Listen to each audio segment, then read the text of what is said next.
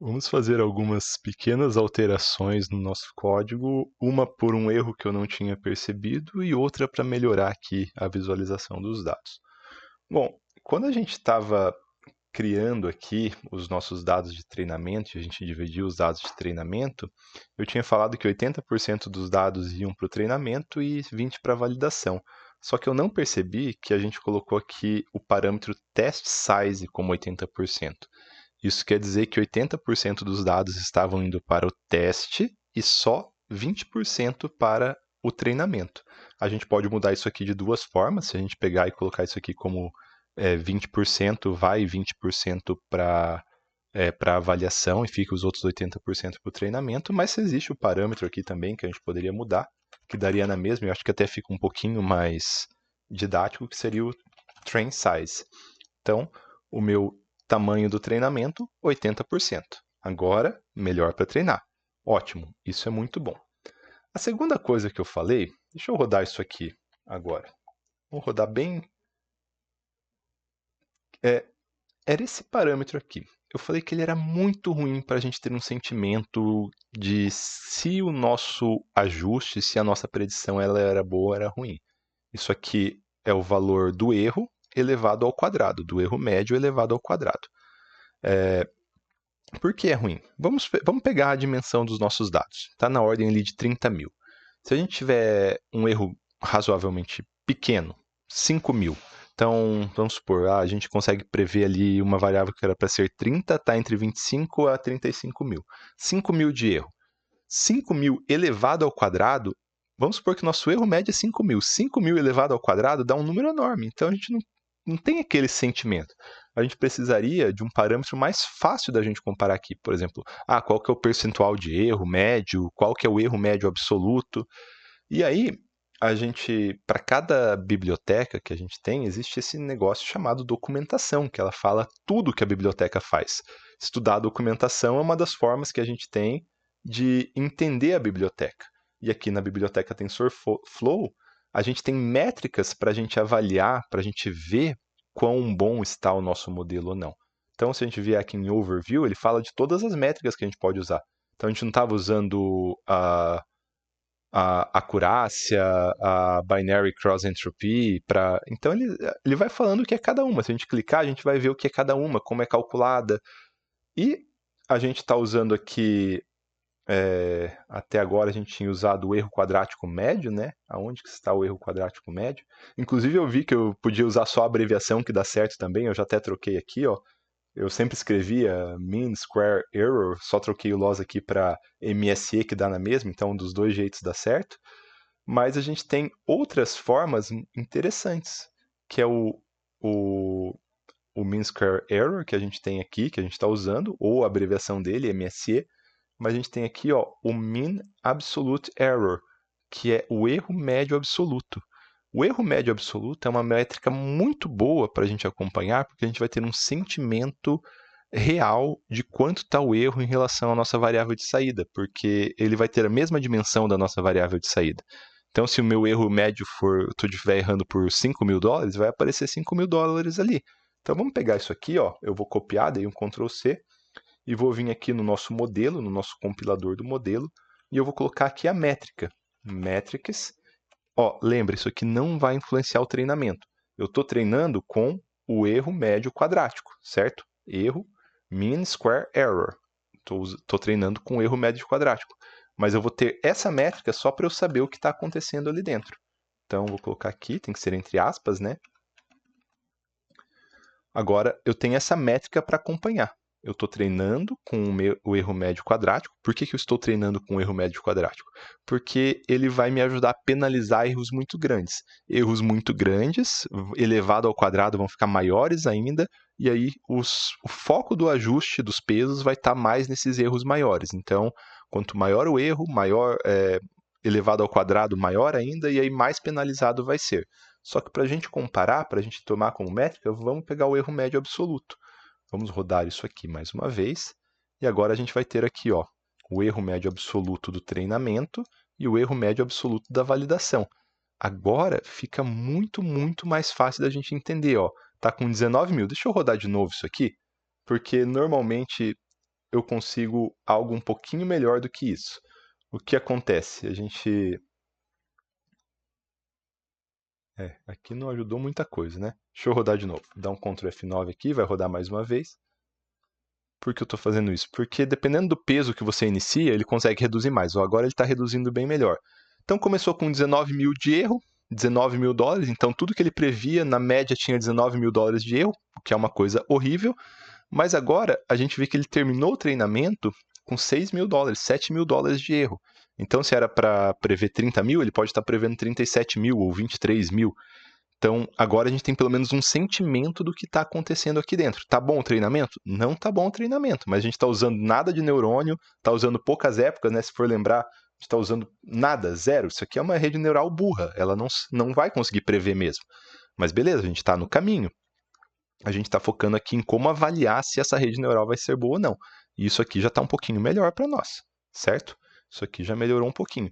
Inclusive, a gente pode passar o nosso gráfico aqui, que está numa escala que a gente não entende, a gente pode passar para isso aqui. Isso aqui, no gráfico, a gente pode colocar a métrica, não tem problema. Onde que a gente cria esse gráfico? Ó. Então, a gente está aqui como loss, mas a gente pode trocar para o mean absolute error e pode trocar aqui pelo mean absolute error da validação. Então, vamos só trocar os nomes aqui. Pronto. Vamos rodar mais uma vez.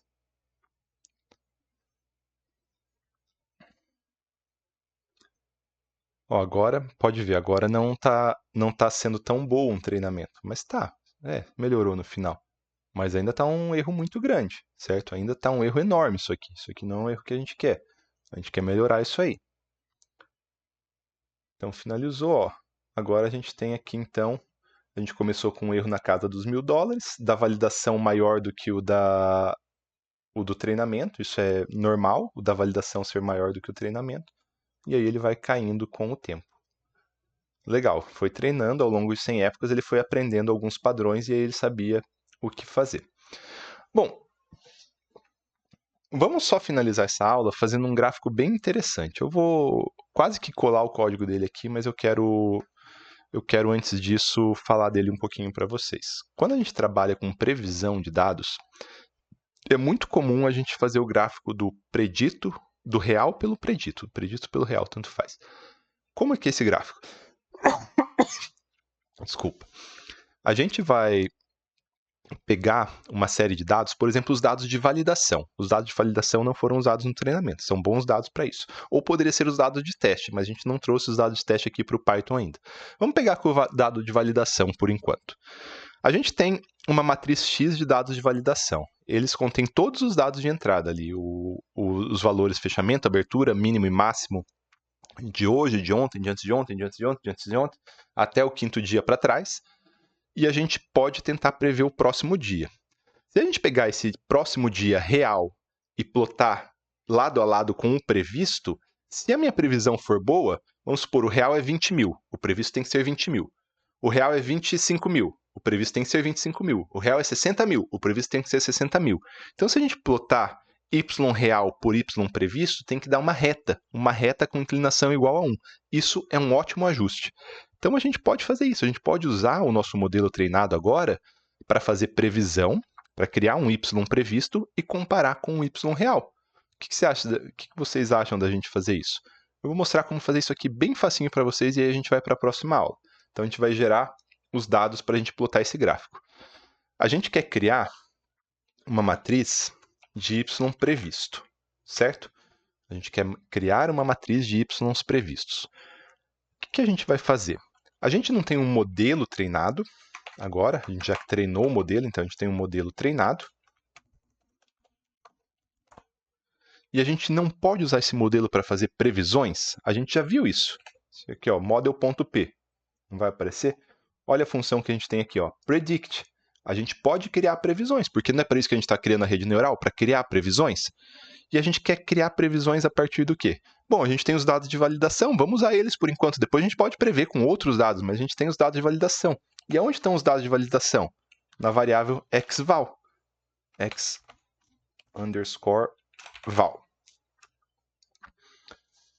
Com isso, eu crio agora um y de predição, que ele vai calcular quais são os valores do Bitcoin com base nos dados que estão no XVAL. Vai ser uma matriz, porque o XVAL ele tem um monte de valores e eu vou ter um monte de predições. Eu vou criar isso aqui, criamos, e agora eu vou criar algo bem fácil, igual se fosse um plt.plot, que é um comando que vocês conhecem já, só que não vai ser um plot exatamente porque o plot ele liga todos. Até daria um plt.plot.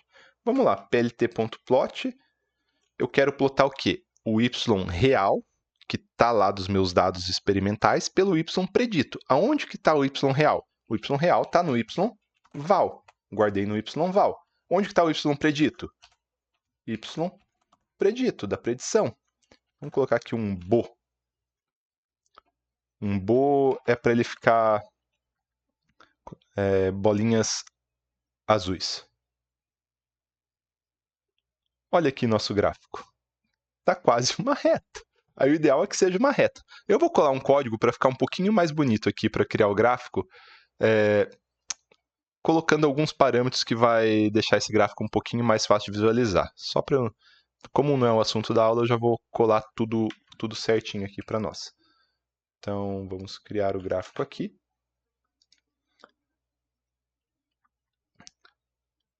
Olha como está nosso gráfico. Essa aqui seria a linha da predição perfeita. Tudo que está aqui em cima é a predição perfeita. Aqui está o que a gente previu. A gente vê que a gente não consegue prever bem os dados mais baixos até agora. E a gente tem até uma certa boa previsão dos dados mais altos. Então, joga aqui, por exemplo, esse valor aqui. O real era 60 mil. Valores reais 60 mil. O previsto foi 60 mil. Perfeito. Isso aqui é um ajuste perfeito. Esse aqui eram 62 mil, mas ele previu uns 58 mil. Ajuste mais ou menos. Então, a gente pode usar isso aqui agora para avaliar se o nosso modelo está bom ou está ruim. Na próxima aula, vamos criar algumas alterações na arquitetura dessa rede, adicionar neurônio e ver se a gente consegue melhorar a nossa previsão.